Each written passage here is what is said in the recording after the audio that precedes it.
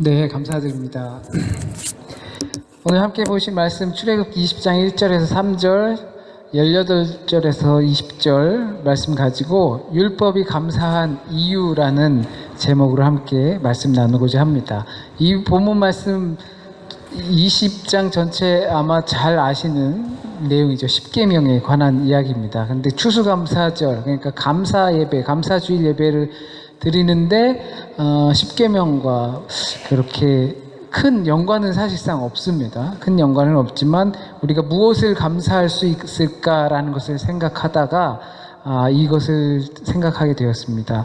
과거와는 달리 현대 사회는 저희들 중에도 농사를 지시는 분은 한 분도 안 계세요. 그냥 텃밭에서 조그만 거 뭐 깻잎 키우시거나 뭐 그러실 정도는 되시지만 농사를 지어서 한 해를 기다려서 그걸 거둬서 그거로 또 한 해를 또 사는 그러한 시대는 이미 지났습니다. 더 이상 농업 시대는 아니고 다 뭐 산업화 시대, 뭐 일을 한다든지 직장을 다닌다든지 아니면 개인 사업을 한다든지 이러한 것들로 인해서 우리의 생계가 유지됩니다. 그 미국으로 건너갔던 그 퓨리탄이라고 하는 영국에서 종교의 신앙의 자유를 찾아서 미국으로 건너가서 그때부터 그 첫 열매를 드리면서 추수감사를 미국에서 그렇게 드리게 되면서 이것이 기독교 전통의 유래로 심겨지게 됐지요. 그런데 이제 시대가 변하면서 그것은 조금 바뀌게 되었어요. 그래서 이제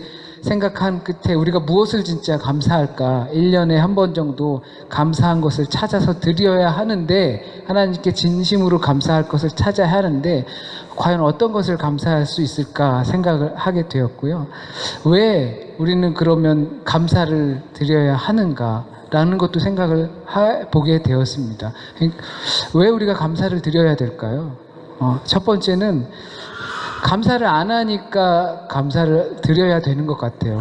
우리가 평상시에 나는 감사를 하는데 누가 뭐 해줘서 고맙고 누가 어떻게 해서 고맙고 또 내가 이곳에서 어떻게 잘 살게 돼서 또 고맙고 이렇게 감사한 마음을 갖고 있는데 라고 생각하실 수도 있지만 이러한 조건에 따른 감사가 아니라는 거죠. 과연 그렇다면 어떤 감사를 우리는 드려야 할까? 이런 것들을 생각한다면 우리의 감사가 어디까지 그 지경을, 그 범위를 넓혀 나가야 할지 생각해 볼 필요가 있습니다.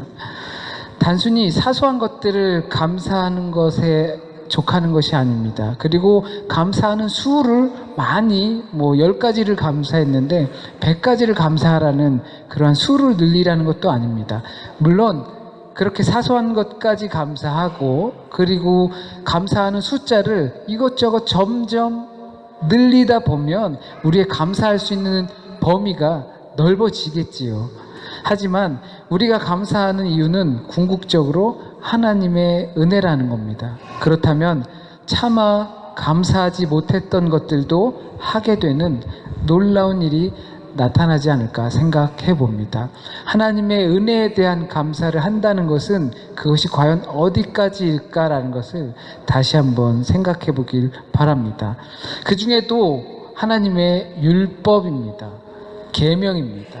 말씀입니다. 그리고 하나님의 가르침입니다. 지시사항입니다. 지난주에 말씀에서 하나님께서 율법을 주신 이유가 무엇입니까? 우리를 테스트하기 위해서입니다. 우리를 시험하기 위해서입니다. 시험에 빠지게 하기 위한 것이 아니라 그 시험을 통과해내게 하기 위해서입니다. 무엇을 시험하기 위한 것입니까? 인간의 자율성을 시험하기 위해서입니다. 그 시험의 결과 우리는 모든 인간이라고 표현하고 싶지만 이 시험의 결과에서 동의하지 않는 분들도 있을 수 있기 때문에 우리라고 말합니다. 이 시험 결과 우리 혼자서는 그 시험을 통과할 수 없다. 그 통과할 능력이 없다라는 것을 알게 되었습니다. 그렇다면 이 율법이 곧 시험이 우리에게 감사한 사건입니까? 우리가 시험 당하고 우리에게 율법을 주셔서 이거 하지마, 이거 하지마, 저거 하지마 막 우리를 제약하고 우리를 자유롭지 못하게 하는데 그것이 우리에게 감사한 이유입니까? 그러니까 그것이 우리에게 은혜가 됩니까? 하나님 우리에게 율법을 주셔서 감사하다고 고백하실 수 있습니까? 하나님 우리를 시험해 주셔서 감사하다고 고백하실 수 있습니까? 물론 하실 수 있습니다. 그리고 해야 합니다. 율법으로 시험 당하고 있다는 것을 알면 그 시험으로 우리의 믿음이 견고해진다는 것도 알게 되면 우리에게 견고한 믿음을 갖게 해주신 하나님의 은혜에 곧 하나님의 율법에 하나님의 가르침에 하나님의 그리고 그 억압 그러니까 자유롭지 못하게 하셨던 그 제약들 그것에 우리를 올가매는 하나님의 사슬에 감사할 수 있습니다. 다만 우리가 지금까지 하나님의 율법을 감사해야 하나라는 것을 생각해 보지 않았기 때문입니다. 저조차도 우리에게 주신 이 하나님의 율법을 그거를 감사할 수 있는 건가? 그게 감사한 건가? 라는 것을 한 번도 이렇게 생각해 보고 넘어가진 않았던 것 같습니다. 우리에게 법은 늘 공정하지 못하고 그리고 불편한 것이라고 생각했기 때문입니다. 하나님의 법뿐만 아니라 우리 세상의 법조차도 법입니다. 이렇게 하면 안 됩니다. 라고 딱 하면 벌써 답답해요. 그리고 자유롭지 못해요. 그리고 그 법 앞에만 서면 왠지 작아져서 죄인이 되고 좀 숨어버리고 싶은, 피하고 싶은, 그러니까 죄는 없지만 경찰 보면 괜히 좀 떨리고 두렵고 막 이런 마음이 나도 모르게 생기는 것과 비슷합니다. 다만 우리가 지금까지 하나님의 율법을 감사할 것인가를 생각해 보려면 이러한 불편한 감정들을 제어해야 합니다. 그래서 법이라고만 하면 벌써 불안하고 갑갑하게 느끼는 것들을 제어하게 되면 오늘 본문 20절에서 정확히 이야기해 주는 것처럼 율법이 왜 감사한지 알 수 있습니다.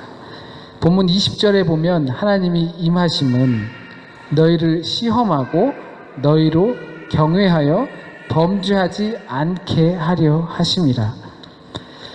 우리에게 율법을 주심은 우리를 시험하기 위함입니다. 왜 시험하냐면 그 시험으로 너희가 경외하고 라고 했습니다. 그 경외 지난번에 함께 경외라는 히브리 말을 함께 보셨는데요. 야게라는 뜻이죠.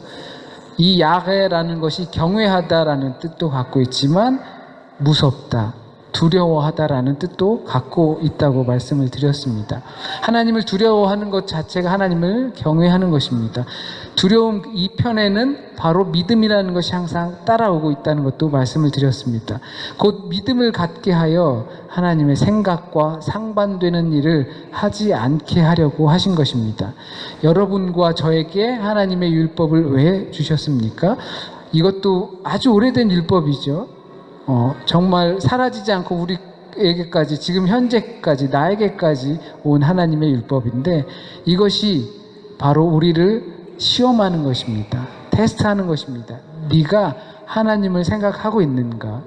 그거 하나님을 생각하면서 하나님과 반대되는 것을 같이 혹시 하고 있지는 않은가?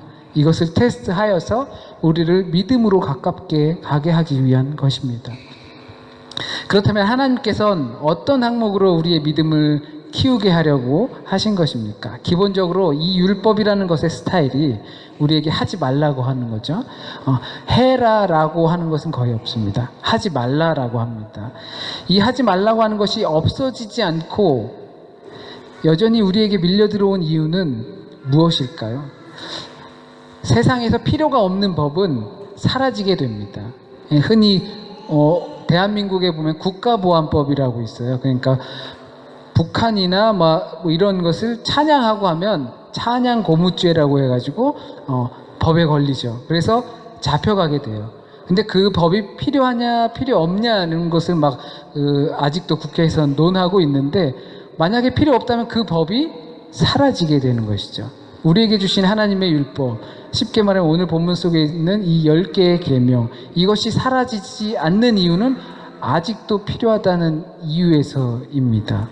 그 왜 아직도 필요하냐 하면 우리가 아직도 그것을 10개에 부족하지만 온전히 다 지키고 있지 못하기 때문입니다. 지난번에도 말씀을 드렸죠. 성경이 지금까지 사멸되지 않고 여전히 살아있는 것은 그 밑에서 흐르고 있는 에너지가 우리에게 강요를 하는 것입니다. 뭔가 좀 해라. 하나님의 말씀대로 뭔가 좀 해라. 그렇다면 우리는 왜 그 하지 말라는 것을 아직도 붙들고 하고 있는 것일까요? 그것은 인간 안을 들여다보면 알 수 있습니다. 오늘 말씀을 읽진 않았지만 10개의 10계명, 이 10계명에 중첩되는 것들을 살펴보면 그 안에서 인간들이 갖고 있는 한 가지 요소 때문이라는 것을 발견하게 됩니다. 그것은 바로 자유라는 아름다운 망토를 쓴 이기적 욕망이라는 것입니다. 왜 우리가 지금까지 하나님께서 주신 많은 것에 대해 감사하게 생각하고 은혜라고 생각하면서도 우리와 하나님과를 관계를 짓는 매우 중요한 요소인 하나님의 가르침을, 하나님의 율법을, 하나님의 계명과 지시를 왜 우리는 한 번도 감사한 것이라고 생각해 볼 여지조차 갖지 못했을까요? 그것은 바로 욕망 때문입니다. 정말 간소하게 말씀을 드린다면 10계명은 우리에게 인간의 욕망을 조절할 수 있도록 하는 하나님의 선물이고 은혜입니다. 그래서 우리가 그 시험을 통해서 하나님을 경외하고 믿음에 이르게 하는 것입니다. 10개의 계명을 간단히 추려보면 이렇습니다. 한 번쯤은 편하게 내가 편한 신을 섬겨보고 싶어집니다. 한 번쯤은 나를 높이 세우고 싶어집니다. 한 번쯤은 하나님보다 내 이름이 먼저 드러나고 싶어집니다. 한 번쯤은 나를 위해 쉬고 싶어집니다. 이렇게 4계명, 하나님과 관계된 4계명도 이렇게 하면 참 우리의 마음속에 느껴집니다. 이 10계명 자체가 한 번쯤은 나를 위해서라는 것은 그 나를 위해서 쓰고 싶어하는 그 욕망을 자제하는 것이라는 것을 알게 됩니다. 그리고 나머지 6계명, 5계명부터 10계명까지는 오죽하겠습니까? 이 한 번쯤은 이라는 생각이 우리에게 계속해서 반복되고 있기 때문입니다. 한 번쯤은 남의 것을 탐하고 싶기도 하고, 한 번쯤은 정욕에 휩싸여서 탐하기도 하고, 한 번쯤은 다른 사람의 그것들을 내가 갖고 싶기도 하고, 한 번쯤은 나를 위해서 쉬고 싶고, 한 번쯤은 내가 좀 먼저 드러났으면 좋겠고, 한 번쯤은 이 생각이, 이 욕망이 우리 안에 있기 때문에 여전히 이 계명은 우리를 시험하는 대상이 되는 것입니다. 그래서 저는 이 계명이야말로 참 쉐마가 아닐까 생각합니다. 이 계명이야말로 보이게끔 두어서 우리를 시험하고 우리를 다스릴 수 있는 가장 중요한 도구가 되지 않을까 생각합니다. 이 계명은 우리를 절대 올가매려는 것이 아닙니다.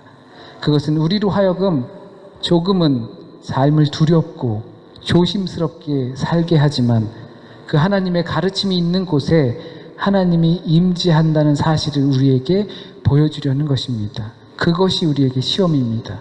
그렇게 우리의 진정한 감사로 드려지는 예배 가운데에, 우리의 삶 가운데에 하나님이 임재하십니다. 다 함께 찬양하시겠습니다. 함께 찬양, 은혜로다 주의 은혜 함께 찬양하시고요. 성만 찬례를 진행하도록 하겠습니다.